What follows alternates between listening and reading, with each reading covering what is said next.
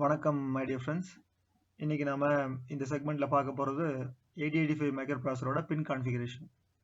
அதாவது 8085ங்கிற சிப்ல இருக்கிற பின் அவுட்ஸ் அதை பார்க்க போறோம். இதுல எக்ஸாக்ட்லி 40 பின் இருக்கு. இந்த ஃபிகரை பாருங்க. 40 பின்னா? ஆமா, 40 பின்ஸ். எப்படி மனசுல வச்சுக்கிறது? அப்படி ஏதாவது தோணுதா? அப்படி ஏதாவது தோணியிருந்தா நான் சொல்றதை கேளுங்க. மனசுல அதை நினைக்கணும்னு நினைக்காதீங்க. தானா மனசுல வந்து உட்காந்துரும். அதுக்கு மைக்ரோ ப்ராசர் என்னெல்லாம் வேலை செய்யும்னு தெரிஞ்சுக்கிறது ரொம்ப அவசியம். அந்த வேலையை டிஃபைன் பண்ண நம்ம ட்ரை பண்ணும்போது அதுக்கு எக்ஸ்டர்னல் வேர்ல்டோட கனெக்ட் பண்றதுக்கு தேவையான பின்ஸ் நம்மளுக்கு கண் முன்னாடி வந்து நிற்கும். சுருக்கமா சொல்லணும்னா மைக்ரோ ப்ராசரை நல்லா புரிஞ்சுக்க முயற்சி பண்ணுங்கன்னு சொல்றேன். இதுதான் one and only way to remember all the pins. Not only this, any task for that matter. நல்லா புரிஞ்சுக்க ட்ரை பண்ணுங்க. Rest will be automatically taken care by the nature. By ஹார்ட்ல இருக்கிறதுங்கிறது வேற, மக்கப் பண்றதுங்கிறது வேற. அதை நல்லா புரிஞ்சுக்கணும் முதல்ல. பட் நல்லாவே புரிஞ்சிருந்தாலும் ஒரு கான்செப்ட்ல நாம கண்டினியூஸ் டச்லயே இருந்தாதான் we can get hold of the concept with utmost clarity. I'm not asking you to be in touch with the concept for years together unless it is necessitated. But for at least the duration of this semester, we need to be in touch with the concept so that இந்த ரெண்டு விஷயங்களான நல்லா புரிஞ்சுக்கிறது and being in touch with will make you knowledgeable in any concept. Practicing things which makes you knowledgeable will make you intelligible. Fine. எதுக்கு இந்த டயக்ராமை எடுத்த உடனே ஃபுல்லாக display பண்ணியிருக்கேன். பட் நாம் அப்படி இது வரைக்கும் கிளாஸ் ரூமில் ப்ராக்டிஸ் பண்ணல. கொஞ்சம் கொஞ்சமாக தான் சப் பிளாக்ஸை வரைஞ்சி மொத்த பிளாக்கையும் டெவலப் பண்ணியிருப்போம், அட்லீஸ்ட் ஸ்லைடில். பட் இந்த பிளாக்கை நான் ஏன் மொத்தமாக ஆரம்பிக்கும் போதே டிஸ்பிளே பண்ணி வச்சுருக்கேன்? இதே மாதிரி தான் ஹார்ட்வேர் ஆர்கிடெக்சர் பார்க்கும்போதும் முதலையே டிஸ்பிளே பண்ணிட்டோம். அப்புறம் அதில் மார்க்கிங்ஸ் வச்சு சப் பிளாக்கை டிஸ்கஸ் பண்ணோம். ஞாபகம் இருக்குல்ல? இங்கேயும் அப்படி தான் நடக்க போகுது. ஏன்னு புரிஞ்சுதா? கவனிங்க. CPU டிஸ்கஸ் பண்ணும்போது உள்ள இருக்கிற ALU, program counter, instruction decoder, ரெஜிஸ்டர்னு ஒன்றா வரைஞ்சி டெவலப் பண்ணோம். But that happen in the last lecture. But that is not happening here because hardware architecture and the pin configuration are existing and intact and we are the listener to the technology which unraveled it. We are in the receiving side of the awesome technology and be a bystander only and knowing these things and not altering it. இது சொல்ல வரதுக்காக அந்த கம்ப்ளீட்டா அந்த டயக்ராமை முதலே வரைஞ்சிட்டேன் அப்படின்னு சொல்றேன். Got it? சரி, வாங்க பின் கான்ஃபிகரேஷன் பார்ப்போம். 40 பின் பார்த்ததும் முதல்ல உங்களுக்கு என்ன பின் தெரிஞ்சது? இல்ல எந்த பின்னை நீங்க கவனிக்க ட்ரை பண்ணீங்க? சொல்லுங்க பார்க்கலாம். சரி, நானே ஆரம்பிக்கிறேன். நான் முதல்ல பவர் சப்ளை பின்ஸ் தான் பார்த்தேன், அப்புறம் கிரவுண்ட் பின்ஸ். இது எல்லா இன்ஜினியரிங் ஸ்டூடெண்ட்ஸ்க்கும் பொருந்தும்னு நான் நினைக்கிறேன். இந்த லெக்சரை கவனிச்சுட்டு இருக்கிற உங்களை பல பேர் இதை தான் பண்ணியிருப்பீங்க. ஃபைன். 8085 ப்ராசரை பார்க்கும்போது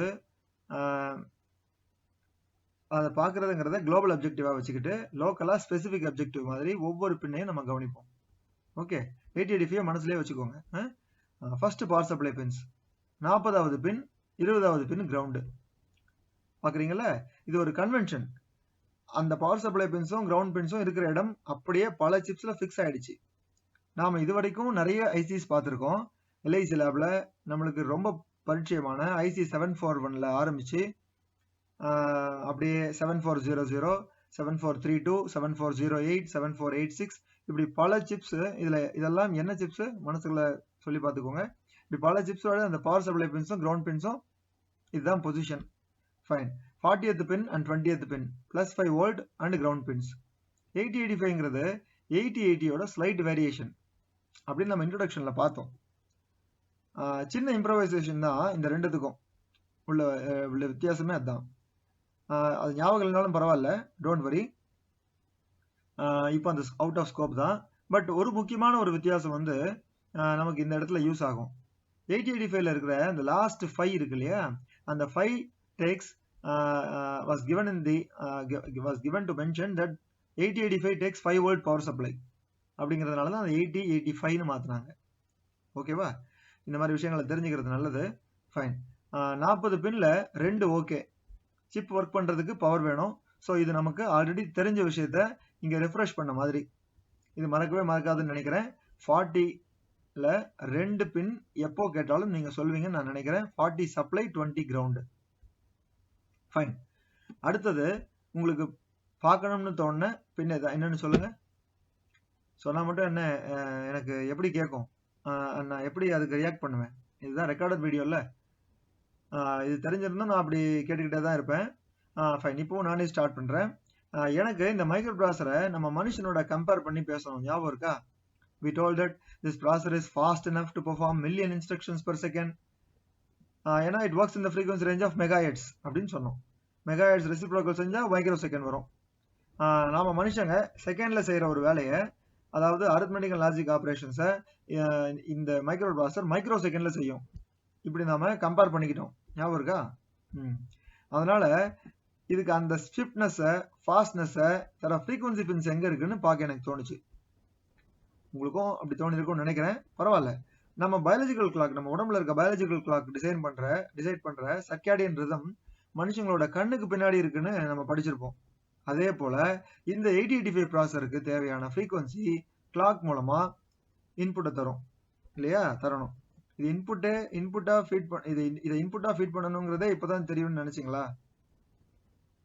அப்படின்னு யாராவது நினைச்சிருந்தீங்கன்னா, ஆமா, இது இன்புட்டா தான் ஃபீட் பண்ணணும். ஏன்னு கேளுங்க.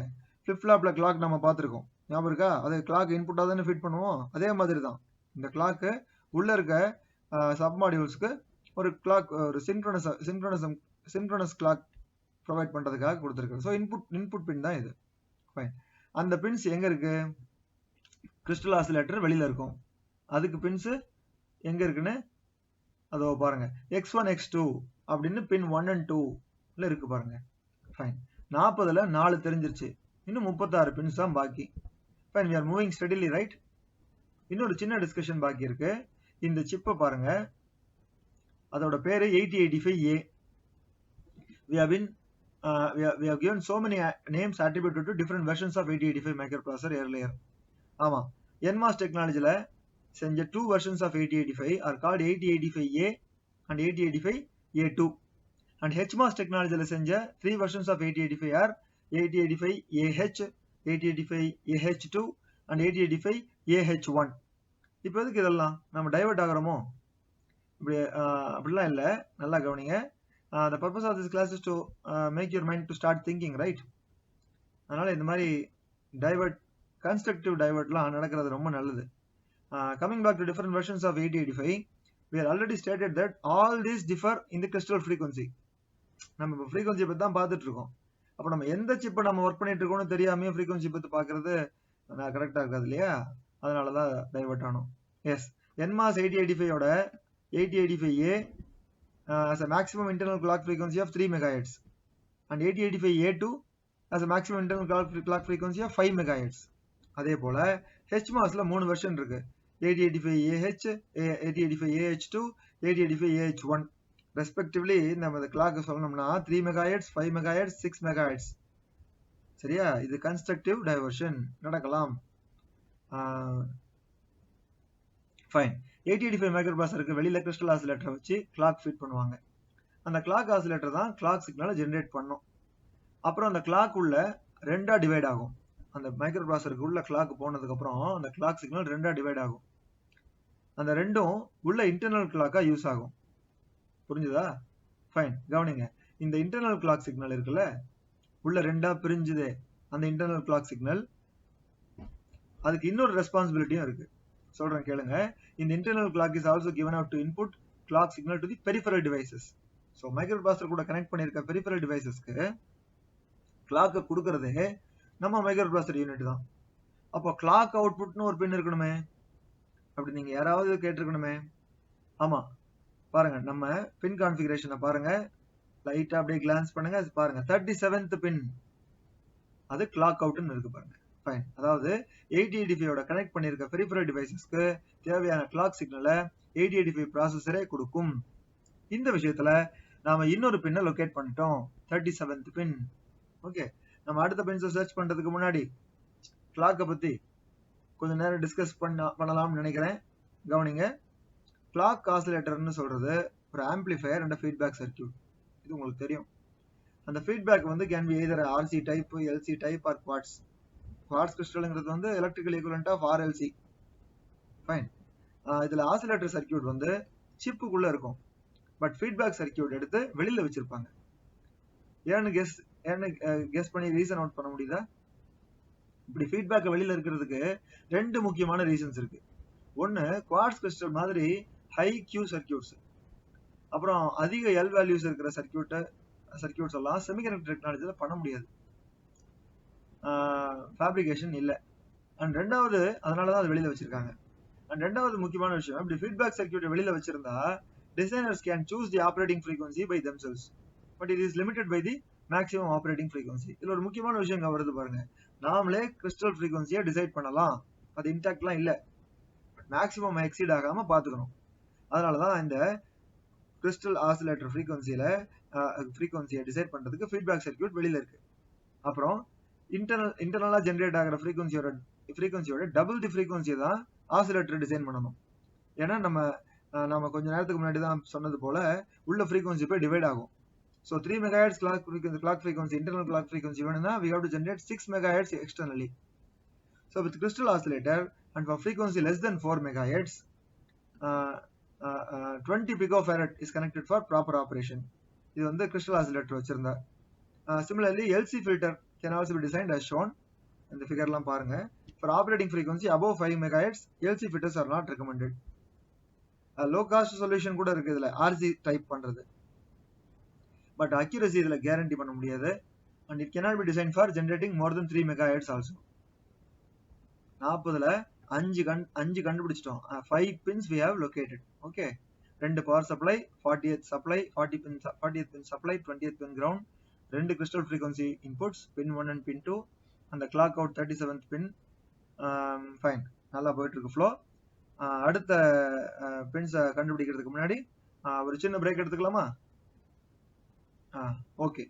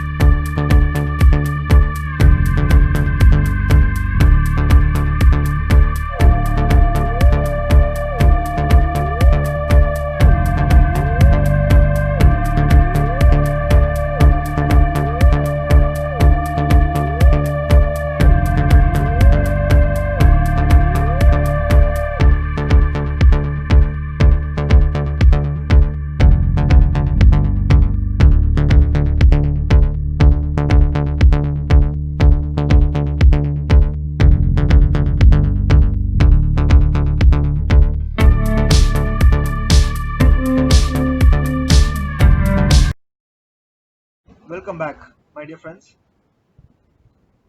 நம்ம 8085 ஓட பின் கான்ஃபிகரேஷன் பார்த்துட்டு இருக்கோம். அதுல we have located 5 out of 40 pins so far. 2 for the supply voltage and ground, pin 40 and pin 20, and 2 for the crystal frequency inputs, pin 1 and 2, and 1 for the clock output, pin 37. அடுத்த பின்ஸை கண்டுபிடிப்போமா? Fine. எனக்கு தெரிஞ்ச அடுத்த முக்கியமான விஷயம், சொல்ல போனா நான் பார்க்க நினைச்சு ட்ரை பண்ண பின்ஸ் எது தெரியுமா? Data pins and address pins. My dear friends, கவனமா கேளுங்க. முன்னாடி நாம சொன்ன பவர் சப்ளை, கிறிஸ்டல் ஃப்ரீக்வன்சி, இது ரெண்டும் ஒரு சிப்போட முக்கியமான பின்ஸா இருந்தாலும் 100ல 75 பேர் அதை முதல்ல பாக்குறது கிடையாது. ஏன்னா அது fixed and routine in almost all the chips. But இந்த டேட்டா அண்ட் அட்ரஸ் பின்ஸ் தான் ஒரு சிப்போட ரியல் ஸ்ட்ரெங்த்தை குறிக்கும். அப்ப ஏன் முதல்ல நான் power supply and crystal frequency pins discuss பண்ணேன்? அதான் பண்ணிட்டோமே, விட்டுருங்க. டேட்டா பின்ஸ் அண்ட் அட்ரஸ் பின்ஸ்க்கு வருவோமா? ஒரு மைக்ரோ ப்ராசஸரை டிஃபைன் பண்ண உடனே உங்களுக்கு கூட முன்னாடி வந்த ஒரு டவுட்டு, அது எத்தனை பிட் ப்ராசஸர்னு கேட்டீங்க.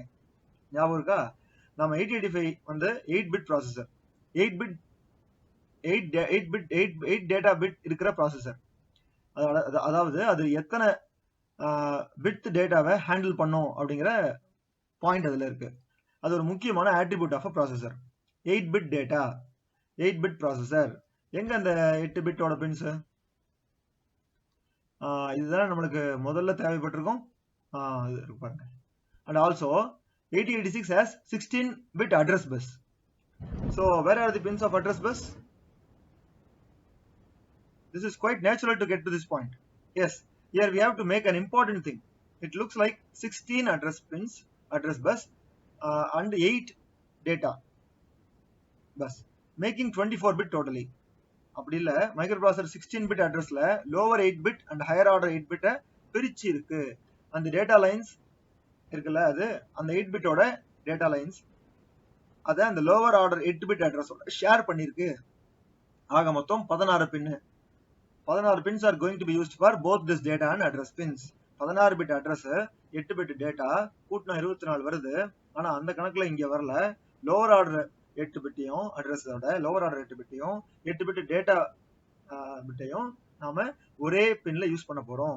ஃபைன். இந்த data and address pins share ஆகுதுல, அதை we call it multiplexing. Multiplexing, as we already know, is a selector switch. It tells you when the pins are going to be used for data and when it is going to be used for address. நம்ம அதை பத்தி முன்னாடி செக்மெண்ட்ல டீடைல்டாவே பார்த்தோம். So we need a controller to tell that. Hence இந்த கண்ட்ரோலருக்கு ஒரு பின் வேணும் இல்லையா? Hence when you have address latch enable ALE pin to do that. இப்போ லொகேட் பண்ணுங்க. எங்க இருக்கு அந்த டேட்டா பின்ஸ் பாருங்க. Here we see that pins 12, 13, 14, 15, 16, 17, 18, 19 இந்த 8 பின்னும் marked as AD0, AD1, AD2, AD3, AD4, AD5, AD6, AD7. இதுல ADங்கிறதுல A is for address and D is for data. டேட்டாவோட 8-bit, அட்ரஸோட லோவர் ஆர்டர் 8-bit யூஸ் ஆக போற pins இந்த 8 பின்ஸ் தான். இந்த ரெண்டுத்துக்கும் யூஸ் ஆக போற பின்ஸ் இந்த 8 பின்ஸ் தான். இந்த ரெண்டையும் மல்டிப்ளெக்ஸ் பண்றதுக்கு கண்ட்ரோலா யூஸ் ஆக போற அந்த அட்ரஸ் latch enable சுருக்கமா ALEன்ற பின் எங்க இருக்கு? லொகேட் பண்ணுங்க. தோ பின் 30. கவனிச்சீங்களா? Fine. Higher order 8-bit address எங்க இருக்குன்னு பாருங்க. தோ இருக்கு பாருங்க. பின்ஸ் 21, 22, 23, 24, 25, 26, 27, 28. இங்கதான் address lines A8, A9, A10, A11, A12, A13, A14, A15 are connected. இங்க ஒரு சின்ன இன்ஃபர்மேஷன் கேளுங்களேன். 8085 பேசிக் டேட்டா சைஸ் வந்து 8-bit தான்.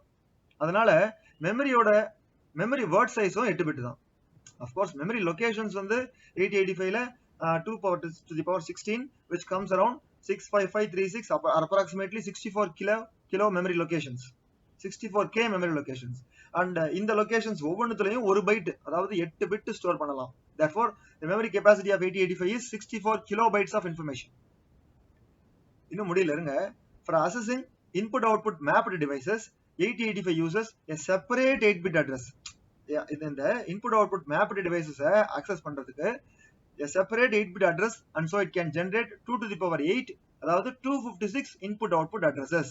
இது என்ன புது கதையா இருக்கு? ஆமா, புது விஷயம் தான். கேளுங்க, நல்லா கவனிங்க.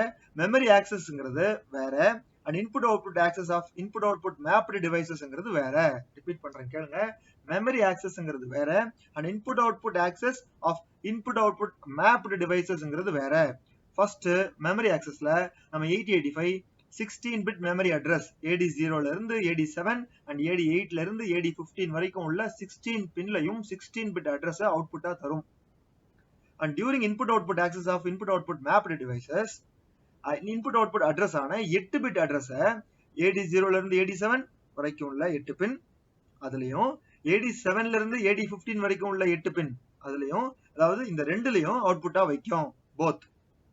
So memory accessையும் input output address accessையும் 8085 processor பிரிச்சு பார்க்கும். அதுக்கு ஒரு பின் பிரிச்சு பார்க்கிறதுக்கு ஒரு கண்ட்ரோல் பின் வேணும்ல? ஆமா, அந்த பின்னுக்கு பேரு IO/M bar. அதாவது IO/M bar 8085 மெமரி அட்ரஸ் அவுட்புட்டா கொடுக்கும்போது IO/M bar is made low, and 8085 input output address அவுட்புட்டா கொடுக்கும்போது IO/M bar is made high. இருங்க, இந்த ஸ்டோரி இன்னும் முடியல. நாம என்ன பண்ணலாம்? சட்டுன்னு இந்த IO/M bar பின் லொகேட் பண்ணிட்டு குயிக்கா இந்த ஸ்டோரியை விட்டு போன ஒரு விஷயத்த பார்க்க வரலாம். ஓகேவா? IO/M bar பின் இருக்கான்னு லொகேட் பண்ணுவோமா? IO/M bar pin is located, see 34th pin. சரி வாங்க, இந்த IO/M bar pin அது இருக்குல்ல, அது செய்யற வேலையை பிரீஃபா பார்ப்போம். ஓகேவா? பாருங்க, we are in the process of locating address and data pins. அப்போ லோவர் ஆர்டர் அட்ரஸும் டேட்டாவும் மல்டிபிளெக்ஸ் ஆகியிருக்கிற விஷயத்த பார்த்தோம். அந்த மல்டிபிளெக்ஸ்க்கு கண்ட்ரோல் சிக்னல் மாதிரி செயல்படுற ஏஎல்இங்கிற ஒரு சிக்னலை பார்த்தோம். அண்ட் அப்படியே அட்ரஸ் பின்ஸ்ல இருக்கிற 16 பிட்டை பார்த்துட்டு இருந்தப்போ I O access of I O mapped டிவைசஸ்க்கு யூஸ் ஆகிற 8 பிட் அட்ரஸை பத்தி பார்க்க வேண்டி வந்துச்சு. அந்த வேலையை 8085 பிரிச்சு பார்க்க ஹெல்ப் செய்யற சிக்னல் அதோட பின்ன லொகேட் பண்ணோம். அதுதான் IO/M bar. இந்த IO/M bar signal has input output access and memory access. இந்த ரெண்டுல இருந்தோம் we can read the signal or write the signal. கரெக்டா? இந்த IO/M barங்கிற signal has input output access and also memory access. IOங்கிறது active high, Mங்கிறது active low. IO/M bar அதுலயே தெரியுது பாருங்க. ரெண்டுத்துலயும் IO இன்புட் அவுட்புட் மெமரி இருக்கிறதுனால we can read the signal or write the signal. அப்ப 8085 ரீட் பண்ணுதா, அதாவது டேட்டாவை வாங்க போகுதா இல்ல ரைட் பண்ண போகுதா அப்படின்னு நாம எப்படி தெரிஞ்சுக்கிறது? we have to locate now whether we have to read the signal or write the signal in the chip. Yes, we have 32 and 31 pin. அங்க பாருங்க read and write respectively இருக்கா? 32 and 31 pin read and write respectively. ரெண்டுமே active low, மேல பார் போட்டுருக்காங்க பாருங்க. So processor மெமரியில இருந்தோ இல்ல input output டிவைசஸ்ல இருந்தோ ரீட் பண்ணும்போது ரீட் சிக்னல் அசெப்ட் ஆகணும். அது active low signal. So accepting read R D pin for read operation had to be made by making RD signal low or logic 0. Similarly, write signal is accepted low during memory write and input output write operation. இங்க பாருங்க, here we have memory read and memory write and input output read and input output write. இப்படி 4 conditions exist ஆக chance இருக்கு. அதுக்கு நம்ம ஒரு indication வைக்க வேணுமா? நம்ம இந்த 4ம் நடக்க போது 4மே இதுதான் நடக்குதுன்னு நமக்கு தெரியணும் இல்லையா? அது கூட 8085 ப்ரொவிஷன் தருது. Yes, 8085 does that. Indicates what it is doing. Memory read பண்ணுதா, ரைட் பண்ணுதா, இன்புட் அவுட்புட் ரீட் பண்ணுதா, இன்புட் அவுட்புட் ரைட் பண்ணுதா அப்படிங்கிறது பாப்போமா? அதுக்கு we have something called as status pins, bus status signals given by the table. இந்த டேபிள பாருங்க. We have 3-4 conditions from IO/M bar and S1 S0 which are status signals. Fine. Now we have to locate S1 S0 in the pin configuration. The table பாருங்க. Fine. இப்போ நம்ம இந்த பின்னை locate பண்ணலாம். S1 S0 வேற அடுத்த இந்த 8085 processor பாருங்க லொகேட் பண்ணியாச்சா? 29 and 23 சாரி 29 and 33. இங்க இந்த டேபிள் ஆக்சுவலி கொஞ்சம் பெருசு. அதுல ஒரு பார்ட் தான் நம்ம காட்டியிருக்கோம். இந்த டேபிளோட மீதி பார்ட்டை பாப்போமா? இதோ பாருங்க. We have 2 more status signals, right? Let's have something like opcode fetch and interrupt acknowledge. பாருங்க, ஒன்னு தொட போய் ஒன்னொன்னா இன்க்ரீஸ் ஆகிட்டே போகுது. ஃபைன், இதை நம்ம ஒன்னொன்னா பார்ப்போம். Before that, we will check ourselves on how many pins we have located so far. Touch வச்சுட்டே இருந்தோம்னா ஈஸியா இருக்கும். முன்னாடி 5 பின்ஸை பார்த்திருந்தோம். பவர் சப்ளைக்கு 2, பின் 40, பின் 20, crystal frequency இன்புட்டுக்கு 2, பின் 1, பின் 2, அப்புறம் கிளாக் அவுட்புட்டுக்கு ஒரு பின், பின் 37. And then we added 18 pins to our kit. எப்படி? அட்ரஸ்க்கு 16, டேட்டாக்கு 8. Lower order address and data 8 pins are multiplexed. அதனால 16 பின்ஸ் மொத்தமா. அண்ட் அட்ரஸ் latch enableக்கு 1 and memory access and input output access decide பண்றதுக்கு ஒரு பின். ஆக மொத்தம் 18. 18 முன்னாடி பார்த்த 5 2 கூட்டினா 23. 40 பின்ல 23 பின் இப்ப நம்மளுக்கு அறிமுகம் ஆயிடுச்சு. அப்புறம் we have read and write operation. அதுக்கு 2 பின். So 23 plus 2 gives you 25.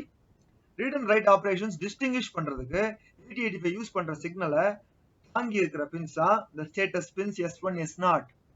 அது மொத்தம் 2 பின். ஸோ 25 2 27 பின். நாம 27 பின் லொகேட் பண்ணிருக்கோம். வாவ், நல்ல ஃப்ளோல போயிட்டு இருக்கோம்னு நினைக்கிறேன். கண்டினியூ பண்ணலாமா? பண்ணலாம். இந்த டேபிள் ஃபுல்லா பார்க்கும்போது நாம opcode fetch and interrupt acknowledge அப்படின்னு we have seen 2 status, right? அந்த டேபிளை ஃபுல் பண்ணலாம்னு நினைச்சு பண்ணோம் இல்லையா? அப்போ வாட் இஸ் opcode fetch? அது ஒரு ஆபரேஷன். அதுல எதுவும் புது பின்ஸ் இல்ல வரல. பட் opcode fetchனா என்னன்னு நம்ம தெரிஞ்சுக்கிறது நல்லது. இப்போ அவசியம் இல்லைனாலும் லைட்டா பார்த்துடலாம். போன செக்மெண்ட்ல கொஞ்சம் பார்த்தோம், இருந்தாலும் இப்ப திருப்பி பார்ப்போம். opcode fetch அப்படின்னு சொல்றது ஒரு மெஷின் சைக்கிள். போன லெக்சர்ல பார்த்திருப்போம். பொதுவா 8085 ஓட இன்ஸ்ட்ரக்ஷன் சைக்கிள், அதாவது 8085 ப்ராசஸர் செய்யற சீக்வன்ஸ் ஆஃப் ஆபரேஷன்ஸை இன்ஸ்ட்ரக்ஷன் சைக்கிள்னு சொல்லுவோம். ஒவ்வொரு இன்ஸ்ட்ரக்ஷன் சைக்கிளும் பல மெஷின் சைக்கிள்ஸா பிரிக்கப்பட்டிருக்கும். அதுல மொத்தம் 7 பேசிக் மெஷின் சைக்கிள்ஸ் இருக்கு. அந்த 7 பேசிக் மெஷின் சைக்கிள்ஸ்ல ஃபர்ஸ்ட் மெஷின் சைக்கிள் தான் ஆப்கோட் ஃபெட்ச். 8085ல இருக்கிற எல்லா இன்ஸ்ட்ரக்ஷனுக்கும் ஒரு ஆப்கோட் இருக்கும். இந்த ஆப்கோட் மெமரியில ஸ்டோர் ஆகியிருக்கும். ப்ராசஸரோட முதல் வேலை என்ன தெரியுமா? அந்த ஆப்கோட அந்த மெமரியில இருந்து வாங்குறது தான். So the first machine cycle in all the instruction will be the opcode fetch, and during that time the status signal is given as shown in the table. Then opcode fetch status. அடுத்து interrupt ரொம்ப இன்ட்ரெஸ்டிங்கான விஷயம். 8085 has 5 interrupts. இத சொல்லும்போது ஒரு ஆர்டர்ல தான் சொல்லணும். சொல்லலாமா?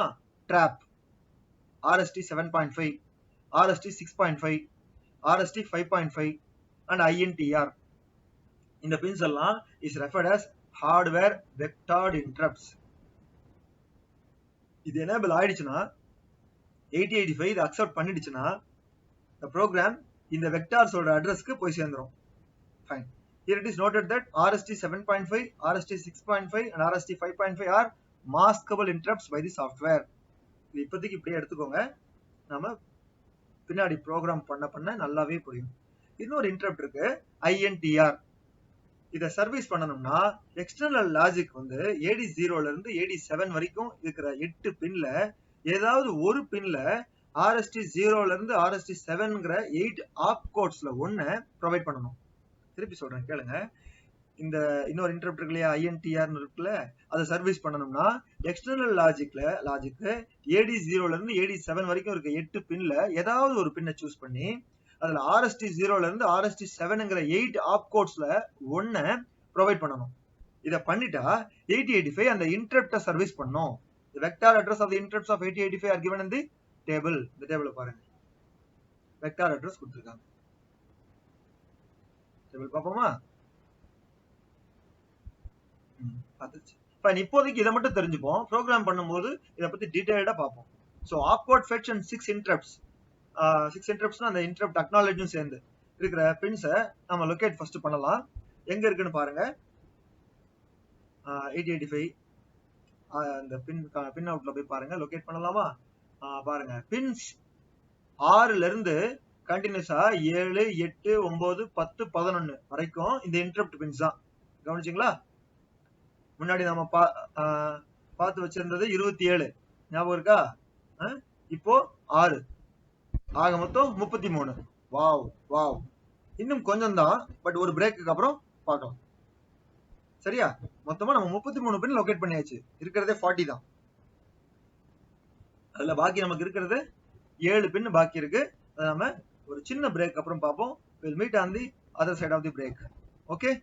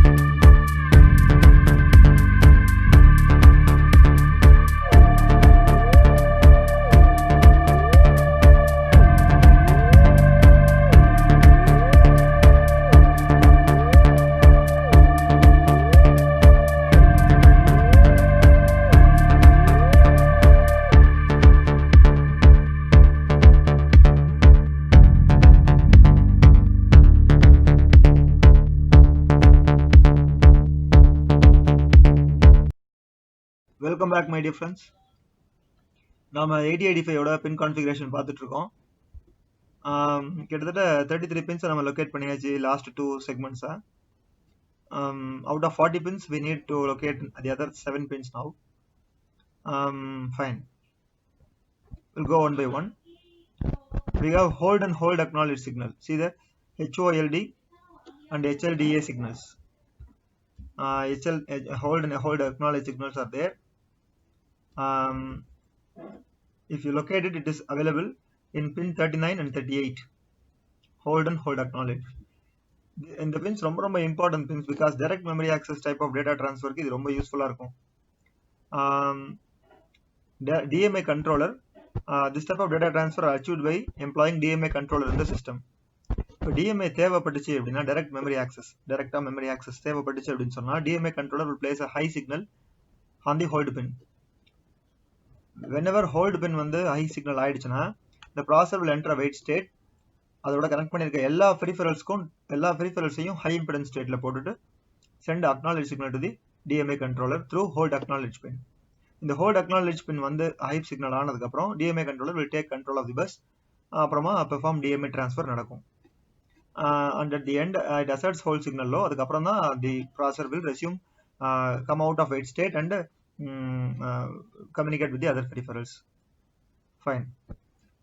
This is one such pin. There are two pins, 38 and 39, and you see ready input is there, ready pin is there in pin 35. ready is there in pin 35.